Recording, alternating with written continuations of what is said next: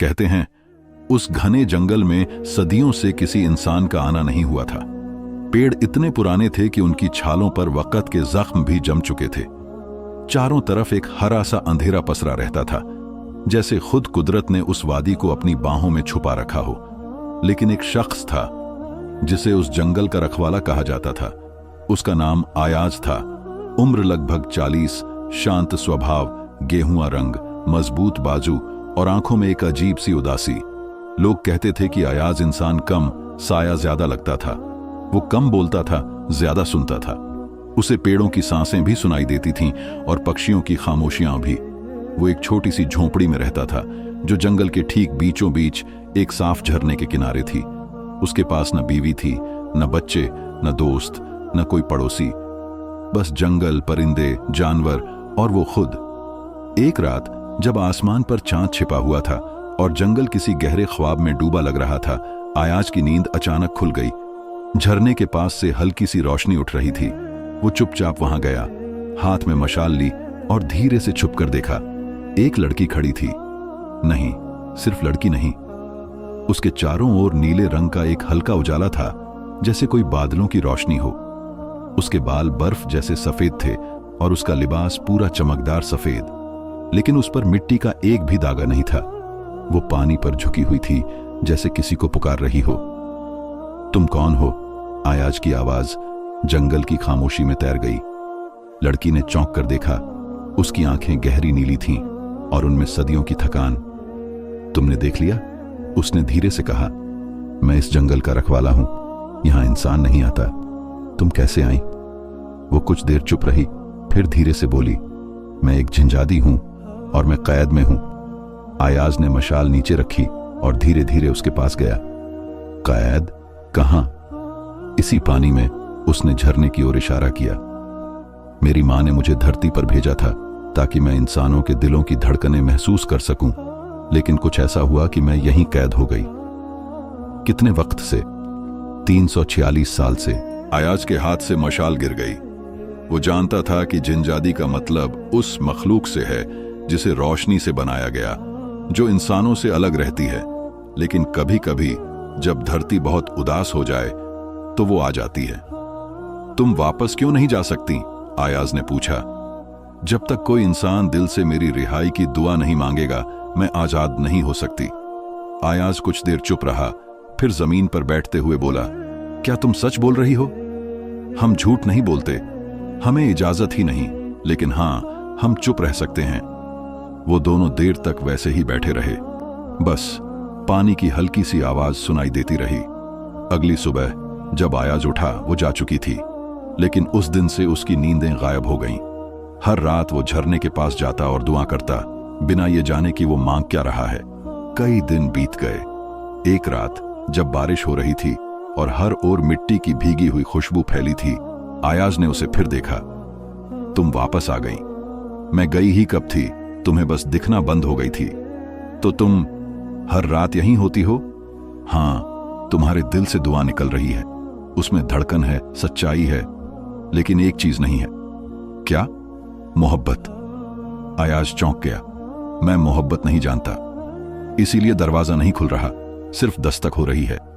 उस रात आयाज ने सोचा, मोहब्बत क्या होती है? वो तो सालों से अकेला था। जिसे चाहा वो दुनिया से चला गया। जिस दोस्त पर भरोसा किया उसने धोखा दिया। उसका रिश्ता बस पेड़ों से था, उन पत्तों से जो बिना कुछ कहे गिरते थे और खामोशी से मिट्टी में मिल जाते थे। एक दिन जिनजादी ने पूछा, अगर मैं आजाद हो जाऊं तो क्या तुम मुझे भूल जाओगे? आयाज ने जवाब दिया, मैं पेड़ों को नहीं भूलता और तुम उनसे कम नहीं हो। वो मुस्कुराई और बोली, आयाज, तुम मोहब्बत सीख रहे हो। दिन हफ्तों में बदले, हफ्ते महीनों में। हर रात वो दोनों झरने के किनारे बैठते। आयाज उसे इंसानों की कहानियां सुनाता और जिनजादी उसे रोशनी की दास्तानें सुनाती। कभी कभी जब हवा पूरी तरह शांत होती, वो कहती, सुन रहे हो, ये तुम्हारी दुआ की आवाज है, बहुत पास है। एक रात आयाज ने उसके कदमों में बैठकर आंखें बंद की और बस एक ही बात कही, ऐ मेरे रब, अगर ये तेरी बंदी है तो इसे आजाद कर दे, और अगर ये मेरी मोहब्बत है तो इसे हमेशा मेरे पास रख ले। पानी में रोशनी फैल गई। झरने से एक तेज छींटा उठा और हर ओर नीला उजाला बिखर गया। झिंझादी ने आंखें बंद की और धीरे से जमीन पर बैठ गई। अयाज के सामने एक ऐसी रोशनी थी जो आंखों को जला सकती थी लेकिन दिल को सुकून देती थी। अयाज, दरवाजा खुल गया है, अब तुम जा सकती हो। हां, लेकिन इसकी एक कीमत है। क्या? या तो मैं पूरी तरह से आजाद हो जाऊं या हमेशा तुम्हारे साथ रहूं। अयाज चुप रहा। झिंझादी ने उसकी आंखों में देखकर कहा, क्या तुम एक रोशनी को अपनी किस्मत बना सकते हो? अयाज ने धीरे से उसका हाथ थामा। वो हाथ ठंडा था लेकिन कांप रहा था। मैं तुम्हें कैद नहीं समझता, मैं तुम्हें रहमत समझता हूं। झिंझादी की आंखों से एक आंसू गिरा और जमीन पर पड़ते ही वो एक नीला फूल बन गया। तो फिर मैं यहीं रहूंगी, न कोई झिंझादी न कोई कैदी, बस एक दुआ। उसी रात जंगल में पहली बार रात को परिंदों ने गाना गाया। अयाज की झोंपड़ी के पास एक सफेद पेड़ उगा जिस पर नीले फूल खिलते थे और लोग कहते थे जब वो फूल हिलते थे तो हवा में दुआ की खुशबू घुल जाती थी। जिस दिन अयाज ने झिंझादी की आंखों से गिरते हुए आंसू को जमीन पर गिरते देखा और वो आंसू एक नीला फूल बन गया, उसी दिन से उसकी दुनिया बदल गई। पहले वो अकेला था लेकिन अब उसके चारों ओर की खामोशियां भी जैसे सांस लेने लगी थीं। जंगल का हर पेड़, हर पक्षी, हर साया उसे जानने लगा था, जैसे उसकी रूह में कोई नरमी आ गई हो। अब झिंझादी हर रात उसके पास बैठती। अयाज अब उसे नूर कहने लगा था क्योंकि उसका वजूद रोशनी था, लेकिन उस रोशनी में सुकून भी था और तन्हाई भी। अयाज ने उसे कभी छुआ नहीं था, लेकिन उसके शब्दों, उसकी खामोश दुआओं और उसके साथ चलने वाले कदमों के जरिए वो एक ऐसी मोहब्बत में बंध चुका था जो न इस दुनिया की थी न उस आसमान की। एक दिन नूर ने पूछा, अगर मैं हमेशा यहीं रहूं और तुम भी मेरे साथ रहो तो क्या तुम्हें इंसानों की दुनिया की कमी नहीं खलेगी? अयाज ने मुस्कुराकर कहा, मैं सालों इंसानों के बीच रहा लेकिन किसी ने मुझे देखा नहीं। अब मैं जंगल में हूं जहां तुम हो और तुमने मुझे देख लिया, बस इतना ही काफी है। नूर ने धीरे से अपना हाथ उसके पास रखा लेकिन छुआ नहीं। हम जिन्हों का स्पर्श इंसानों के लिए जख्म बन सकता है, लेकिन अगर दिल मजबूत हो तो वही जख्म कभी कभी शिफा बन जाता है।